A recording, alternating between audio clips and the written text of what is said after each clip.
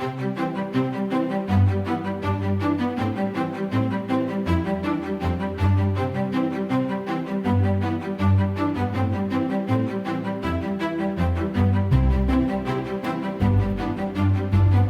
to the ITSP Magazine Podcast Network. You are about to listen to the After 40 podcast with Dr. Deborah Heiser. Whether you're seeking inspiration, guidance, or a fresh perspective on the rich possibilities life offers after 40, this podcast is your go-to source.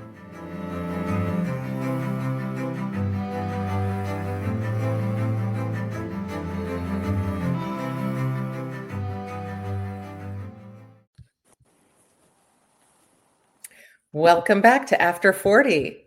I'm so excited. Today we have Dr. Frank Douglas with us, and he is a renowned physician, scientist, and biotech leader with over 30 years of experience in healthcare and pharmaceuticals. Dr. Douglas was a professor at MIT and the founding executive director of the MIT Center for Biomedical Innovation. His numerous honors include the Black History Makers Award, Global Pharmaceutical R&D Director of the Year, and GQ's Rock Stars of Science. A passionate advocate for diversity, equity, and innovation, Dr. Douglas continues to shape the future of science and medicine through leadership, mentorship, and visionary thinking. Thank you for coming on today, Dr. Douglas. Well, thank you for the invitation. I'm looking forward to our conversation. Me too. You have a fascinating history, life, and contribution. I couldn't include it all in the bio, but I really I'm hoping that you can set the stage by telling me about your journey from Guyana to leading global pharmaceutical efforts, because it's remarkable. So if you can tell us the aspects of that journey, especially in the second half of life, that defined who you are today, I'd love to hear it. It's interesting. Ever so often I'm asked by young students, how did I prepare to get to where I am? And I tell them, I'll tell you my story, and then you will realize that there was no way I prepared to get to where I am. I just followed the path, and wherever that path led, I followed. I came to America in 1963 on a Fulbright scholarship as an undergraduate. Went to Lehigh University. I was a Lehigh engineer. Then on to Cornell, where I did my PhD. And after a very brief stint in the industry at Xerox, I actually went back and did an MD. So the first part of my life was actually in medicine. And during that time, I was discovered by the pharmaceutical industry and invited to take a sabbatical at Ciba-Geigy, which is today Novartis. And it just turned out that it felt right. All the things that I had done, I was a physical chemist, I had done clinical research. I was, much to their surprise, my fellowship is actually in neuroendocrinology. So they were quite surprised that I knew a lot about the nervous system, although most of the work that I had been doing was in the cardiovascular system. So suddenly I was at home. So I spent the next 24 years in the pharmaceutical industry. And in spite of many challenges of discrimination, rose actually to be the first Black person on the board of management in the C-suite of a top 3 global pharmaceutical company, Aventis. It's now today Sanofi. And so I was the executive vice president on the board of management responsible for research, development, and regulatory affairs at Aventis.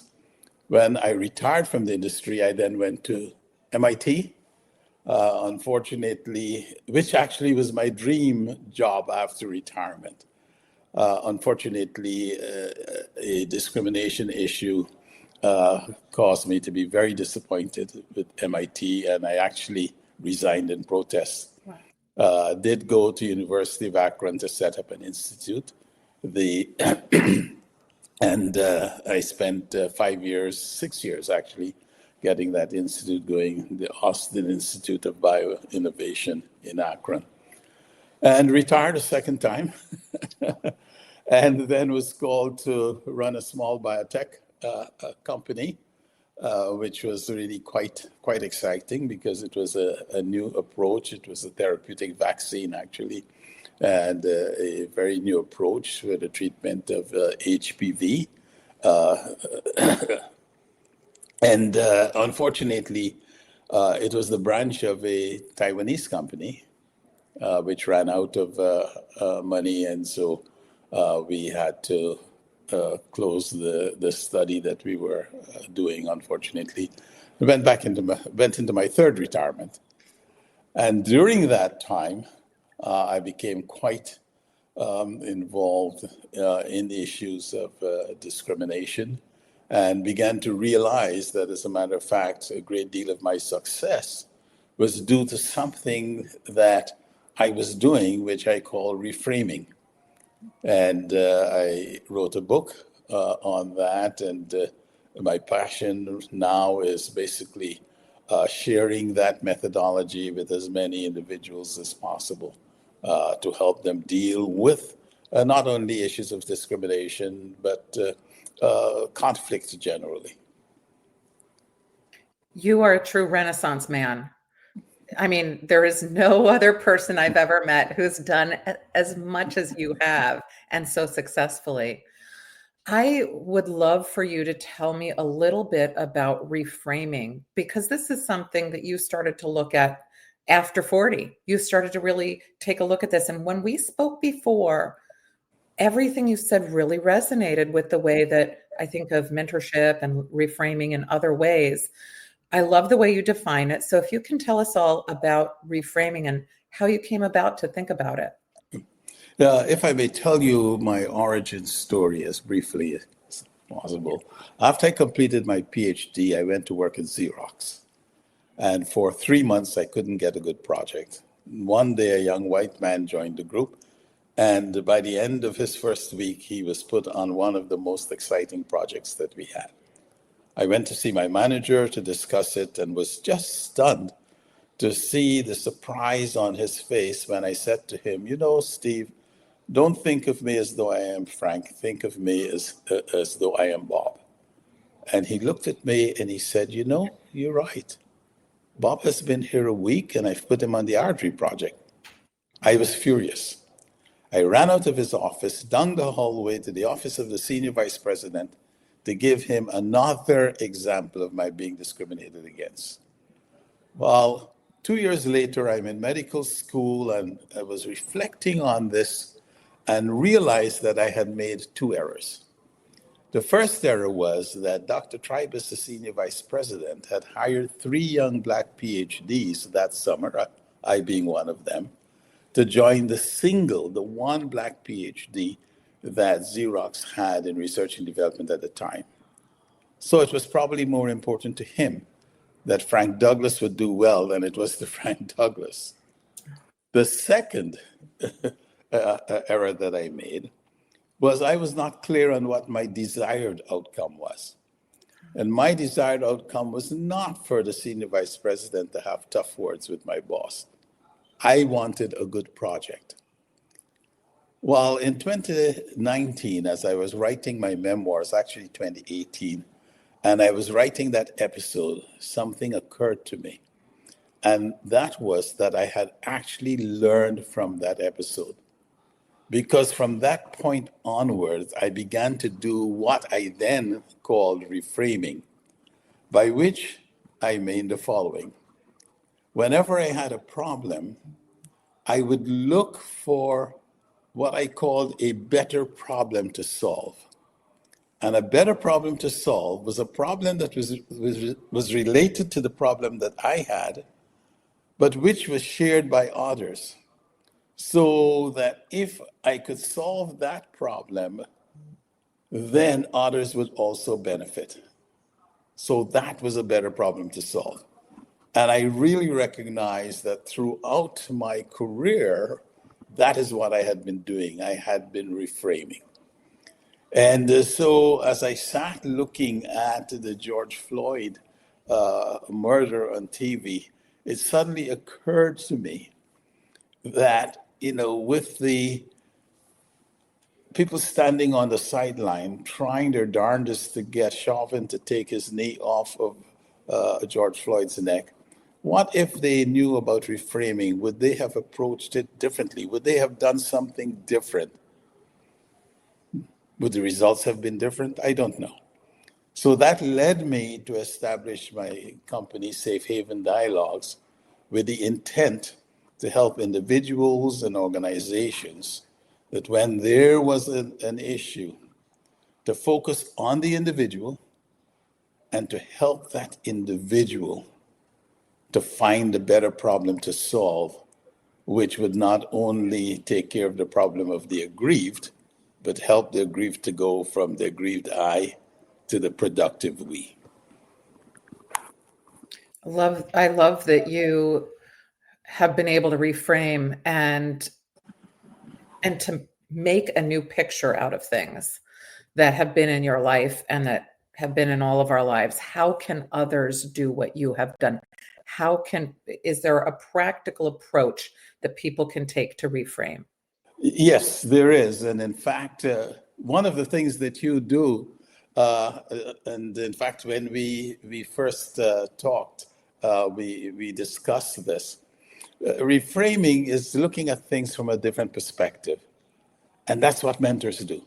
Yeah. Mentors help us to see things from a different perspective. And I have 4 simple things to do when you want to reframe. The first thing is to focus on what is your desired outcome, not today, but a year from now. A year from now, what is it you would have loved to have achieved? The second thing is what I call the equity question. Ask, are there others who have the same problem but are being treated differently? Interestingly enough, even though that is a problem for you personally, it is nonetheless a potential for another perspective. Third, I call it the inclusion tip. Look for individuals who have similar problems, not identical, but similar problems, because they are your potential allies and individuals with whom you can have a discussion, which again might help you to see another perspective. And finally, look at the ally, the inclusion tip, and ask yourself the question, what is the problem? If I were to address it, it would actually cover the problem that I have, the problem my allies have. If you can find that problem, there is your reframe problem and your reframe solution.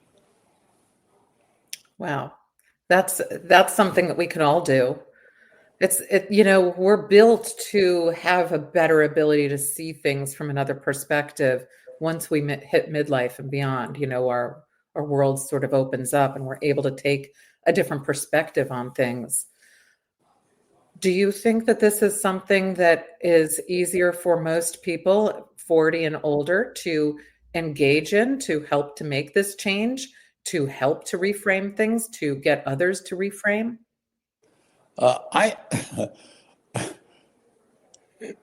think it depends on each individual, because people after 40 sometimes are so set in their ways and are so focused on what has worked for them in the past that they have difficulty letting go of that and doing something different. And younger individuals are sometimes so sure that no one else knows the problem that they see and only they can understand it. So it is having the discussion. You said something to me that has stayed with me and I think is just wonderful. And with your permission, I will use it as part of reframing. That when you are thinking of reframing, look to your left and look to your right. And I really love that, because the individuals that you're going to see, they are having experiences that may be relevant for you. So look to your left, look to your right, and talk with those individuals. Not necessarily asking them to solve your problem, but to engage them and listen to how they are approaching it, because that might help you to see a different perspective and to reframe. So I think all ages can do it. I love that. I love that you, first of all, I love that you are talking about reframing the way that you are. And it's a form of connection. And connection has come up in the United States and around the world really as an issue.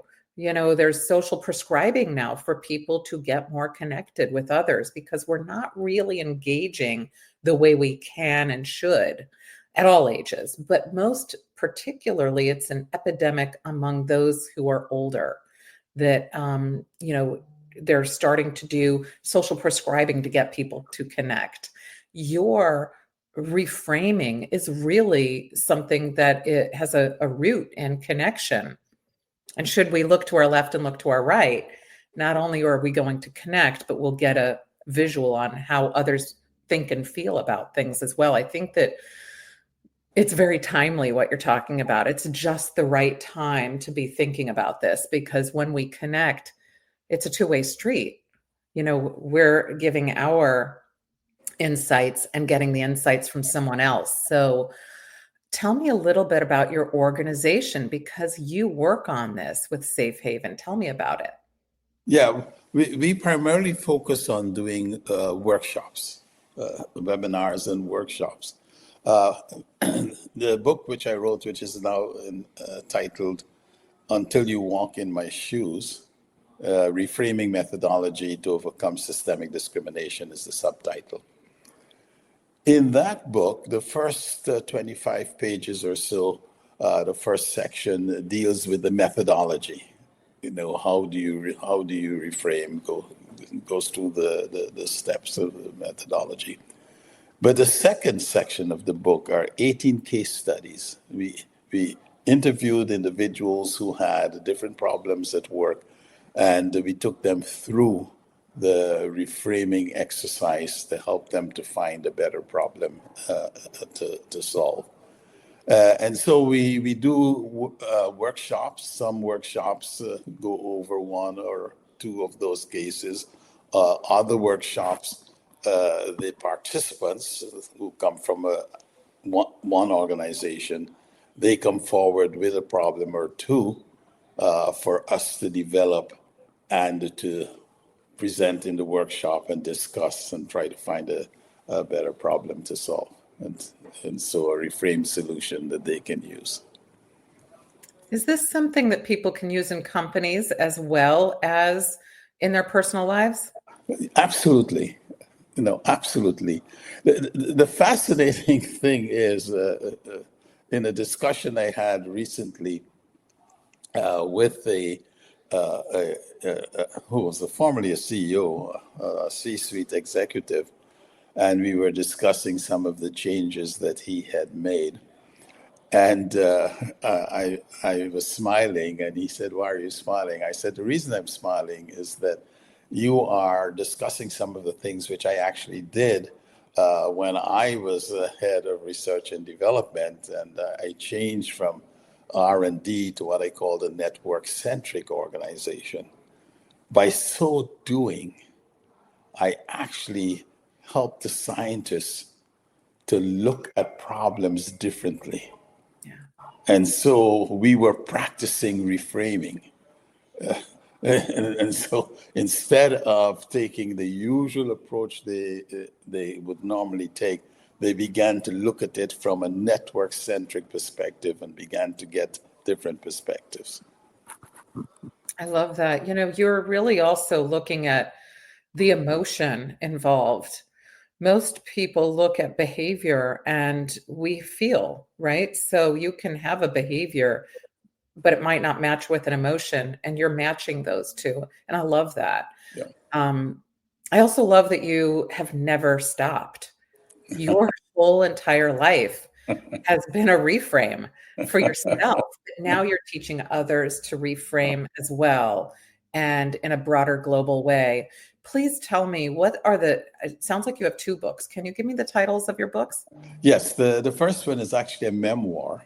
It's entitled Defining Moments of a Free Man from a Black Stream. Now, the title is actually my name. It turns out Frank is Celtic and means Freemason or Freeman, and Douglas is Scottish and means from a black stream. And it's my memoirs, talking from growing up in Guyana in poor circumstances and the things that I learned during that time, and then facing a new culture in America and those challenges, both in academia and in industry. The second book is one I described. The first version of the book was actually entitled Addressing Systemic Discrimination by Reframing the Problem.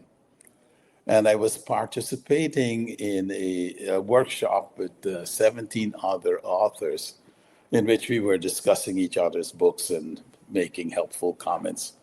And one of them said, you should change the title of your book. And I said, why? He said, well, on the second or third page, you give this great example of someone not walking in another person's shoes. And as a fact, you have used that expression a couple of times in your book.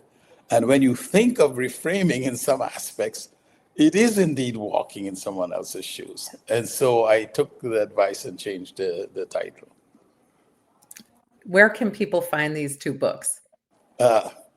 Amazon, Barnes & Noble, those are the best places to find them. And tell me, what is the website and where can people find you outside of your books? You can find me on Safe Haven Dialogues -LLC. So if you go to www.safehavendialogues-llc.com, you'll see the website. Wonderful. This has been such a pleasure. I learn from you every time we talk, and I know that others are going to learn from you today. So thank you so much for coming on today. I really hope that people will check out your website and get your books and continue to learn from you. Thank you for all you're doing. Thank you very much. It was a pleasure.